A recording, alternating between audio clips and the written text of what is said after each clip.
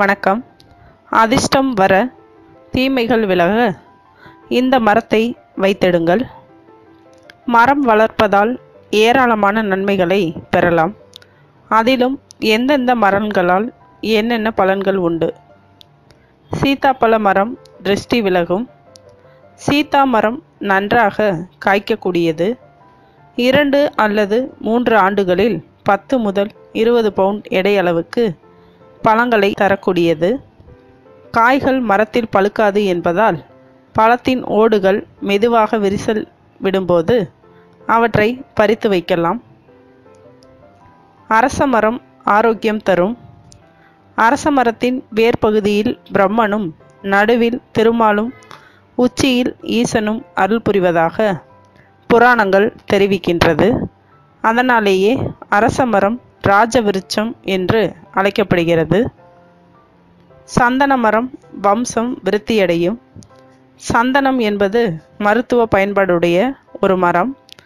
சந்தன கட்டையை சந்தன கல்லில் தேய்த்து வரும் சாந்தை கோடை வெப்பத்தை தணிக்க மார்பில் பூசிக்கொள்வது வழக்கமாக உள்ளது. மகிழம்பூ மரம் கல்வி ஞானம் பெருகும். மகிழம்பூ மரத்தின் மணமிக்க மலர்களிலிருந்து வாசனை பொருட்கள் எடுக்கப்படுகிறது. மகிழம்பூவில் இருந்து எண்ணெய் எடுத்து அதில் சந்தன மர எண்ணெய் கலந்து வாசனை திரவியங்கள் தயாரிக்கலாம். கொன்றை மரம் தீய சக்திகள் விலகும். கொன்றை பெரும்பாலும் அலங்கார தாவரமாகவே வளர்க்கப்படுகிறது. வெப்பலயம் மற்றும் குறை வெப்பமண்டல பகுதிகளில் நன்கு வளரக்கூடியது. வில்வ மரம் அதிர்ஷ்டங்கள் கூடி வரும்.